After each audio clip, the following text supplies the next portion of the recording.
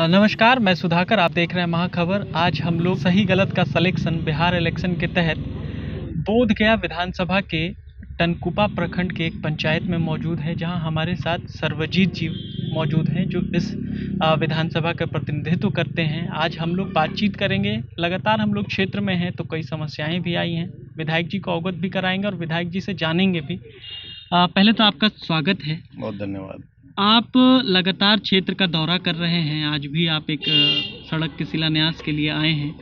तो 5 साल में क्या काम हुआ और जनता की शिकायतें बहुत हैं, उस पे क्या हो रहा है? देखिए, जब मैं इलेक्शन लड़ने आया था जी, चूँकि मैं कोई बहुत बड़ा नेता नहीं था, एक नौकरी में था, नौकरी छोड़ कर के मैं आया। आने के बाद जब हम क्षेत्र में घूमे, 100 में 99 ऐसे गांव थे जहां पे सड़क नहीं थी, बिजली नहीं थी। और इलेक्शन में घूम रहा था तो मुझे दर्द भी होता था। जनता का कमिटमेंट हमने जानना चाहा कि आप हमसे क्या चाहते हैं। किसी गांव में गए तो उन्होंने कहा कि हमको पुल चाहिए, किसी गांव में गए तो उन्होंने कहा कि सड़क चाहिए, किसी गांव में गए तो उन्होंने कहा कि बिजली चाहिए। सबसे पहले हमने ध्यान केंद्रित किया कि सड़क जो है सो पहले किसानों को क्या चाहिए, सड़क चाहिए, बिजली चाहिए, नहर आहार चाहिए। पहली प्राथमिकता होनी चाहिए गांव में जो किसान हैं उनके लिए। उसके तहत सरकार हमारी नहीं, गरीब जनता ने मैंडेट दिया था। नीतीश जी ने उस मैंडेट को गरीब के छाती पे जो है छुरा भोग दिया।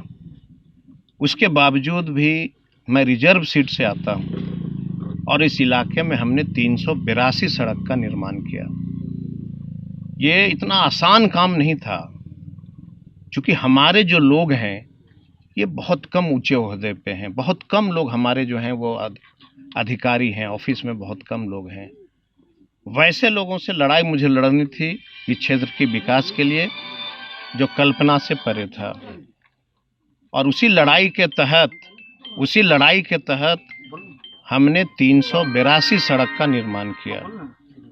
जितने लोगों ने हमको कहा था कि ये नदियां में हमको पुल बनाना है, एक भी कमिटमेंट हमने अधूरा नहीं छोड़ा।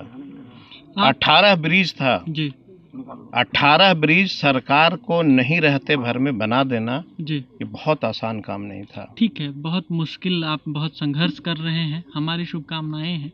लेकिन साथ साथ एक सवाल ये भी है कि लोगों की शिकायत है कि बिजली नहीं है लोगों के पास, उसकी समस्याएं बहुत बिजली। बिल्कुल, ये आपका कहना बिल्कुल फैक्ट है। सरकार को बिजली देनी है। सरकार का नारा है कि हमने घर घर बिजली पहुंचाया। किसान जो है, ये चूंकि मगध प्रमंडल जो है, जिसको हम लोग गंगा के इस पार भी कहते हैं जी, ये सदैव सुखाड़ के चपेट में है। और बिजली का जो ग्रिड था, टनकुप्पा में एक ग्रिड था, और टनकुप्पा ग्रिड निर्माण के विगत 10 वर्षों से बंद पड़ी थी। हमने कड़ी मेहनत करके उसको चालू कराया। फतेहपुर का ग्रिड था, एक ग्रिड से 25 पंचायत का बिजली सप्लाई होती थी। लड़ाई हमने लड़ा और तरमा में हमने एक अलग से ग्रिड स्थापित किया। बोधगया के बखरौर गांव में हमने एक अलग से ग्रिड किया। गुरपा जगह है हमारा, वहाँ पे चूंकि जब तक, अब इसको यूं समझ लीजिए कि एक आदमी की कैपेसिटी है सर के ऊपर 1 क्विंटल अनाज लेके चलने का, और हम 5 क्विंटल उसको देते हैं तो वह बैठ जाता है। सरकार को पहले तय करनी चाहिए थी कि अगर हम गाँव को बिजली पहुँचाने का काम कर रहे हैं तो उसके साथ साथ ग्रिड का भी हम निर्माण करेंगे। ग्रिड बाद में हुआ, हम लोगों ने लड़ाई लड़ा। अभी हालात ये है कि यहाँ सुखाड़ है, बड़े पैमाने पे किसान जो है सो खेती कर रहे हैं, ग्रिड हमारा ओवरलोडेड है। हम लोग बहुत प्रयास करने के बाद कई करोड़ का जो है हमने ट्रांसफार्मर जो है फतेहपुर में लगाया। अभी जो है ये चला है कि किसान को घर में बिजली और पंखे जलाने की व्यवस्था की गई थी, तो मरता क्या नहीं करता। गरीब किसान जो है वो गाँव में खेती के लिए मोटर चला रहे हैं। मोटर चलाने के लिए आप यूपी चले जाइए, देखिएगा पूरे गांव में जो है अलग से किसानों को ट्रांसफार्मर दिया गया है। हम अभी 0% पे हैं। जब तक किसानों को इंडिविजुअल, उसको जब तक हम एक ट्रांसफार्मर नहीं देते हैं किसान को, तब तक ये समस्या बनी रहेगी। समस्या जो है इसका निदान कैसे होगा जी, मुखिया हैं कन्हाई जी, कई लोग हमारे पास आए थे और हमने अधिकारियों के साथ बैठक किया। इनको हमने भेजा कि हम जो कह रहे हैं वो और अधिकारी जो कहता है वो, दोनों में भिन्नता अगर होगी तो हम दोषी होंगे। हमने कोशिश किया कि इनके जो है ग्रिड को, जो लोड जो है उसको बांटें। तो बरतारा ये इलाका जो है हमने कोशिश किया कि मानपुर से हम लोग इसको क्यों नहीं दें, लेकिन स्थानीय लोगों का कहना था कि नहीं, हमको फतेहपुर से ही रखिए। जब तक तरमा ग्रिड का निर्माण नहीं हो जाता है, ये बिजली की समस्या बनी रहेगी। हमारा अथक प्रयास है। आपको मुझे कहते हुए बड़ा गर्व हो रहा है कि जब मैं जीत के आया था और जो मैंने गाइडलाइन दिया था सरकार को कि इस तरह से जो है गांव के अंदर ट्रांसफार्मर लगना चाहिए, टोला का अलग होना चाहिए, और मेरे गाइडलाइन को बिहार सरकार ने, बिजली विभाग ने उसको प्राथमिकता से लेते हुए पूरे बिहार में उसको फॉलो किया जी कि इसी आधार से जनप्रतिनिधियों को देना चाहिए ताकि गांव में ट्रांसफार्मर लगे। जी, एक सवाल आपके विधानसभा से है। मैं लगातार विधानसभा घूम रहा हूँ, लोग ये कह रहे हैं कि बिजली नहीं है, खेती नहीं हो रही, आपने भी ये बात माना। सुखाड़ है, लोग खेती नहीं कर पाए, जीवन यापन का कोई जरिया नहीं है, न कल कारखाना है, तो ऐसे में उनका जीवन कैसे चलेगा? राशन भी उनको नहीं मिलता है, इसके लिए आप क्या कहेंगे? देखिए, कल कारखाने की जहाँ तक बात है, मैं दलित का बेटा होने के नाते बहुत गर्व से कहता हूँ कि कांग्रेस की सरकार थी, 200 करोड़ का हमने वजीरगंज में स्टील प्रोसेसिंग इंडस्ट्री का, रामविलास पासवान मंत्री थे, हमने लड़ाई लड़ के लाया था। दुर्भाग्य है इस क्षेत्र का कि जो व्यक्ति सांसद बनते हैं उनकी यह जिम्मेवारी थी कि वजीरगंज में 200 करोड़ का जो भारत सरकार ने इंडस्ट्री सैंक्शन किया वो आए कैसे, कोई प्रयास नहीं किया गया। सदन के अंदर बहस चल रही थी, तेजस्वी प्रसाद यादव जी ने हमें कहा कि आपको जल जीवन हरियाली ये जो नाम आई थी ये कहीं न कहीं हमारी इसकी देन है। हमने जल संचय पे बहस किया था करीब 30 मिनट माननीय मुख्यमंत्री जी के पास। हमने कहा था कि आप जल संचय की चिंता कर रहे हैं, उसके लिए काम क्या कर रहे हैं ये आपको बताना पड़ेगा सदन को। हमने एक सवाल पूछा कि क्या 40 से 50 वर्षों में, या छोड़ दीजिए 15 वर्ष आपकी सरकार थी, क्या आपने नहर आहार की खोदाई किया? 50 वर्षों से नहर आहार की खोदाई नहीं हुई है, जल संचय नहीं हो रहा है, जिसके चलते जल जो है जमाव नहीं होने के चलते धरती के अंदर पानी नहीं है। 200 फीट 400 फीट जो है हमारा पानी जमीन के अंदर नहीं है। और कहते हुए मुझे बहुत खुशी हो रही है कि उस समय सरकार ने निर्णय लिया कि सभी दलों की बैठक होगी। दिन का शनिवार था, बैठक हुई। उसी दिन हमारे बहस के बाद जल जीवन हरियाली नाम की एक उपज हुई जी। मैं पहला एमएलए हूँ इस क्षेत्र का जिन्होंने 423 नहर आहार को सैंक्शन करा दिया, जिसमें 24-25 जो है हमारे क्षेत्र टनकुप्पा फतेहपुर में सफाई की गई। विपत्ति आई, लॉकडाउन हो गया, ऑफिस पूरी की पूरी जो है खाली हो गई, पूरी की पूरी परियोजना जो है यह लटक गया। लेकिन मुझे पूरा उम्मीद है, जनता को फैसला करना होता है। और मैं हमेशा से जितने चैनल में मैं बैठा हूँ सबको यही कहा हूँ कि भगवान कृष्ण भी आएंगे तो भी सभी जनता की इच्छा की पूरी नहीं हो सकती है। लेकिन अगर हमने आपके क्षेत्र के लिए काम किया है तो हम दोबारा विजयी होंगे, और अगर हम काम नहीं किया है तो मैं जनता से अपील करूंगा कि हमको आप वोट नहीं देना। ठीक है।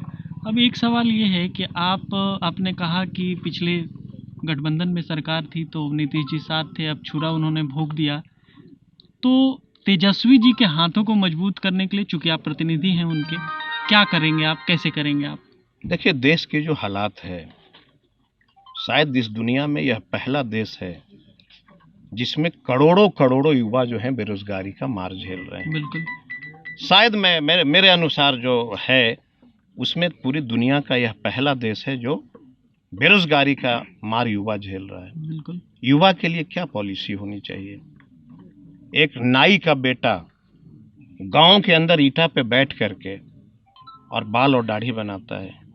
अगर सरकार की इच्छा शक्ति होती तो क्या सब्सिडी लागू करके वह ठाकुर के बेटा को 2 लाख रुपया कर्ज नहीं दे सकती थी? वह इसी चौराहे पे क्या वह अपना उस पैसे का सैलून नहीं खोलता? क्या उसके परिवारों का भरण पोषण नहीं होता? लोहार का बेटा दिल्ली और बॉम्बे में जाके अपार्टमेंट में ग्रिल बनाता है। आप अगर उसको 5 लाख रुपया कर्ज दिए होते तो क्या यह जो है इस बाजार में वह अपना बिल्डिंग का दुकान खोलता कि नहीं खोलता? बढ़ी का बेटा, एक ठेकेदार 25 लड़कों को बेंगलोर, बम्बई और दिल्ली ले जाता है।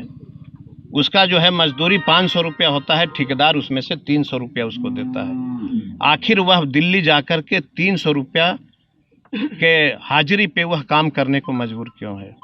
सरकार अगर चाहती, गरीबों का काम करना चाहती, तो वह बढ़ी के बेटा को 2 लाख रुपया कर्ज देती और कहती कि जितना तुम्हारे पास सामान है काम करने के लिए उस पैसे का सामान खरीदो, और जो है गांव के अंदर जो मकान बन रहे हैं उसके में अपने से काम करो, उसका भरण पोषण होता कि नहीं होता? बिल्कुल।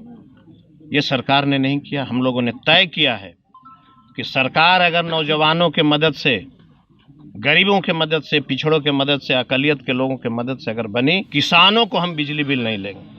ये हमारी सरकार ने तय किया है कि सरकार मेरी बनेगी, कोई किसान खेती करने वाला जो है बिजली का पैसा नहीं देगा खेती करने के लिए। ठीक है, अब एक आखिरी सवाल। तेजस्वी जी लगातार कहते रहे कि चुनाव टाला जाए, चुनाव टाला जाए, लेकिन बावजूद इसके लगता नहीं है कि अब चुनाव टलेगा जी। तो इसके लिए आपका क्या कहना है? क्या बिहार तैयार था इस चुनाव के लिए? हम लोग तैयार थे? देखिए, बिहार ही नहीं, पूरी देश और दुनिया जिस तरह से इस महामारी से परेशान है, सबसे पहला था कि गरीब का बेटा दिल्ली से पैदल आ रहा था, पैर में छाले पड़ रहे थे, और आप विश्वास नहीं करेंगे, ऐसे ऐसे गरीब के बेटा जो रास्ते में बकरी, खस्सी, कुत्ते को पकड़ करके कच्चा खाया है, 8-8 दिन उसके पास पैसा नहीं था, जंगलों से क्रॉस करके जंगलों का पत्ता और उसके फल को खा करके वो अपने घर तक पहुंचा है। पहली प्राथमिकता थी उसको रोजगार देना। आपने कहा कि राशन नहीं मिल रहा, बिल्कुल सही कहा। क्या सरकार की पॉलिसी है? किस तरह से आप राशन बांटना चाहते हैं? एक गांव में 200 को राशन कार्ड है और 200 राशन कार्ड से वंचित है, और राशन कार्ड है तो उनका आधार कार्ड से लिंक नहीं किया गया है। मैं स्वयं सुशील मोदी से बात किया कि आप इसके लिए गया जिला में क्या कर रहे हैं? जिनका आधार कार्ड से लिंक नहीं है, आज जिला अधिकारी गया के मौजूद हैं। 1-2 नहीं, हजारों हमने राशन कार्ड उनको दिया कि आप जो है इसको लिंक कराओ और गरीब को अनाज दो। सरकार कान में तेल डाल के सो गई। हम लोग जनप्रतिनिधि, हम लोग गांव के अंदर घूमते हैं, हमको झेलना होता है। जब सिस्टम ही चौपट हो तो एक जनप्रतिनिधि क्या कर सकता है? कैसे सुधरेगा सिस्टम? यह किसकी जिम्मेवारी है? सरकार में बैठे अधिकारी तानाशाह हैं। देश आज़ादी के बाद पहली बार अगर हम लोगों ने देखा है तो इतनी तानाशाही देश आज़ादी के बाद लोकतंत्र में कभी अधिकारी नहीं थे। हमने लालू प्रसाद यादव जी का भी राज को देखा है, बहुत कुछ हमने देखा है। अधिकारी एक कार्यकर्ता की बात सुनते थे, आज कोई अधिकारी एक MP MLA का बात नहीं सुनता।